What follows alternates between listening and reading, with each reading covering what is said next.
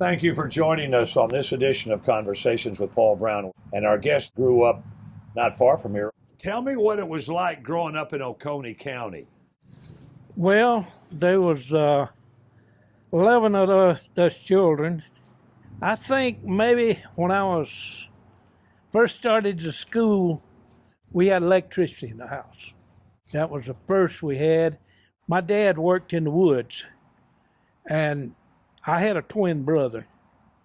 And I remember we wasn't quite old enough to go to school, and my dad would go to the woods and get my mama or somebody, some adult, to help him cut these trees down with a cross-cut saw. Then he would go in there and take a chopping axe, and he would stand on that log and he trimmed two sides off. Then me and my brother would take a cross-cut saw. We'd saw that off where he could turn it over and get the other two sides. And we wasn't old enough to go to school when we were doing that. What would happen to that wood once y'all got done with it? Well, some of it that he trimmed off, we probably carried it home and burned it. Okay. Because we heated with wood and we cooked with the wood. I guess by the time we started to school, or we started helping to plow, well, plant corn mostly. And behind a mule? Behind a mule. One of us hold the planter up, the other one would drive. My dad, like I say, about all he ever done is worked in the woods and farmed. And made a living. Yeah, and made moonshine. He made that. Oh, was he one of those? Oh, he was one of those. Was he known? Did he do a pretty good run? Well, people said he made some pretty good. Yeah. I never would try it. But he never did get cut down, I don't think. He got cut down, but he never did get caught. Okay. And of course he quit about the time I was old enough to quit, to remember it. How would he sell it? How would he deliver it to his customers?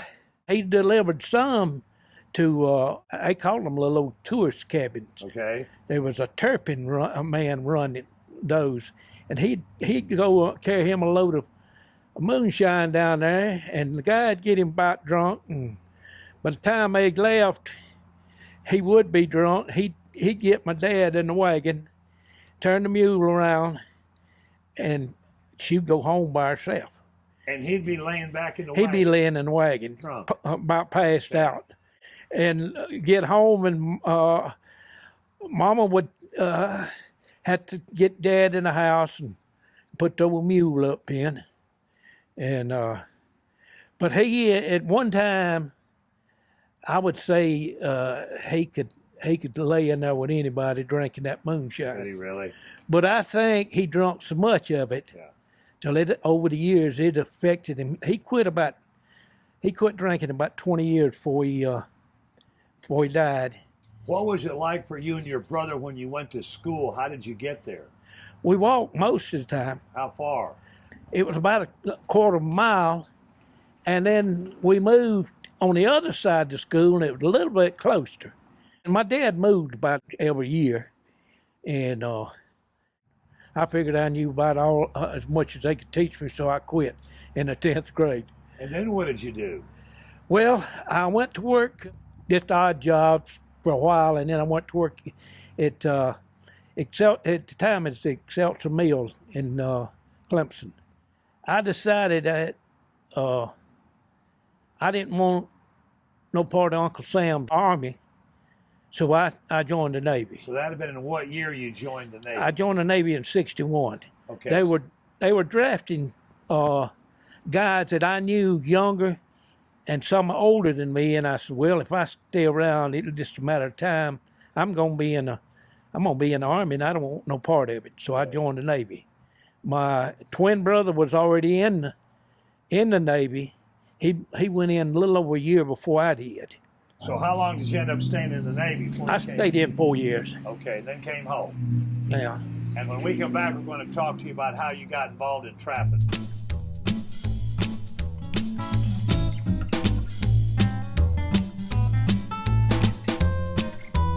When you got back from the Navy, I guess growing up on a farm and moving around Oconee County, growing up, you got into trapping early. No, not really. It was a few years after I got out of the Navy before I trapped any. As a kid, the only thing I ever trapped was I used a mouse trap and a rabbit box. Okay. It was about the only thing.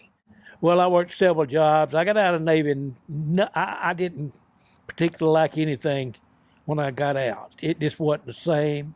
The job where I'd worked before, I didn't particularly like it. So I moved around a little bit, and then I went to work for myself in the woods for about 7 years. About starved to death, and so I got a chance to go to work with Michelin, and I went to work with Michelin. In Sandy Springs? In Sandy Springs. I worked 22 years and 7 months with them. But right after I went to work at Michelin, I went to work in April of '79. I met a guy there that he was originally from down around St. Matthews, and he was talking about trapping, and I asked him, I said, "Oh, well, are you going to trap this next season?" I didn't really know when the season was. I knew they had a season, but I didn't know when it was. He said, "Well, I would like to, but I don't know anybody that got any property I can trap on." I said, "Well, I think I can get you some property to trap on."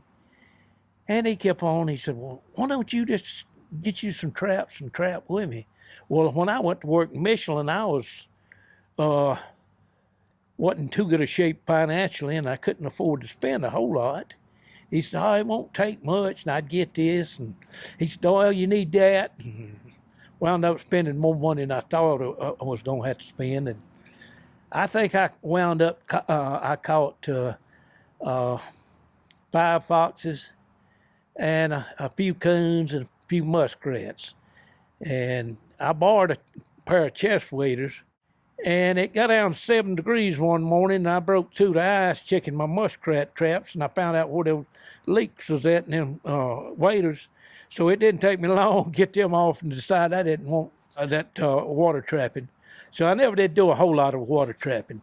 The next year we got the season open for Anderson County for the foothold trap. What was that? Foothold trap is like this. Yeah. Yeah. And what would you catch with that trap? This one right here, at the time I got it, we could only use it in the water for beaver. Beaver. Well, or anything in the water. Yeah. But it had to be under the water. Okay. But I probably kind of about broke even as far as expenses that second year. Well, that other guy, he had trapped a little bit in Pickens County, and he just didn't have a lot of get up and go about him as far as getting out there and doing it like I wanted to do. Yeah. I done pretty good the next year. Third year, I think I caught about right at 30 foxes. And foxes bringing a fairly decent price. What, all right, you trap a fox, and what's the process? What do you do with it? Skin it out and flesh it and put it on a stretcher and dry it. I had me a heater made and put in my barn and give me some heat. Yeah. A red fox, especially, I could dry it overnight. Oh, could you? Yeah. Eventually, they wind up in a coat. In a coat? Yes. Okay. All right, besides foxes, what else would you have trapped back then? Well, occasionally I'd pick up a bobcat. I had trapped about 4 or 5 years, I guess, when I caught my first coyote. And Did you know what it was? Yeah, I knew what it was. A man had called me, lived up on 178, and said he had me a big gray fox. Well, I went up there and it got run over and it was a coyote. And I called the wildlife department, and they come out and looked at it and said that's what it was. Then it wasn't too long after that, they got to be a good many of them around. Coyotes. Right. And when you trapped them, was there anything you could do with them? At first, we couldn't. Or after a couple of years, so anyway, after we couldn't do anything with them, we couldn't take a live one out of the trap. We'd have to kill it in the trap. Okay. Well, I joined the South Carolina Trappers Association the first year I trapped, and I got pretty well involved with it. And I helped to get a bill passed where we could sell the coyotes alive. But who would buy them? The fox hunters in South Carolina, especially in some of the other states too, they started fencing in large areas of land and running those foxes inside that pen instead of turning them out and them got the whole county to run in, right. You know. Back in my dad's day when they fox hunt, they'd go out and find the highest ridge around and they'd build them up a fire and turn the dogs loose and drink liquor and tell lies till time to go home. And most of the time the dogs wouldn't be there when they got ready to go, and it might take them a week or two to find their dogs, and then it'd take another week to fatten them up, get them ready to go again. So. But what did the fox hunters do with the coyotes? They were on them with the dogs. I had some fox hunters or pen owners, and they run their dogs in there. So they would practice with the coyotes. Well, you fox hunters, they don't want to kill a fox. All they want to do is listen to that dog run. Okay. And if they kill it, they've got to get another one some way or another. And I had one to tell me that inside the pen, that one red fox would outlast 2 or 3 gray foxes. And that coyote, if it would run, some of them wouldn't run. They'd just turn on the dogs and the dog kill them, you know. Okay. But said if that coyote would run from that dog, he'd outlast 4 or 5 reds. Wow. And if you paying, well, I got, the year we got the bill passed, we'll sell the coyotes alive, I got $100 a piece for my reds and $150 for the coyotes. Okay. Wow. But they had to have good feet. Yeah. Or they didn't want them. They thought they couldn't run if they didn't have good feet. 4 good feet. Yeah. Tell me what you did with your traps that you don't trap anymore with. Well, I trapped for about close to 30 years, and I quit about close to 10 years ago. Might as well say 10 years ago. And I had all these traps, and I decided that I'm going to do something with them. I had seen these people with walking sticks, and they'd have different things on them. I said, I'm going to put a trap on mine. So that's what I did with them. And I think I had close to 100, somewhere around 100 traps. They're all usable traps. Wow. But one of the things that you did was that there would be nuisance animals around homes. Okay. And they would call you. What else would you trap besides skunks? Well, I really tried to talk people out of me getting a snake, because I was scared of the snake, but they'd see a snake and call me, and by the time I got there, the snake was gone and I couldn't find it. And then they didn't want to pay me nothing for coming out there. I had one guy to call me. I tried to talk him out of it, and I went over there. I don't know, sometimes he talked like he's halfway sensible, and other times he was a nut. He said, no, it's an old farmhouse, and they had remodeled it. And he said, it's up on there. He said, there's 2 of them. I can hear them breathing, can't you? I said, my hearing ain't quite that good. He said, there's something strange about going on around here. Said, all these planes flying low over here. He said, I think his aliens deposited them things up there. And he said, I saw a snake one time. It's that big around, it's 20 foot long. He said, I was running down through the jungle. He said, George Bush was with me.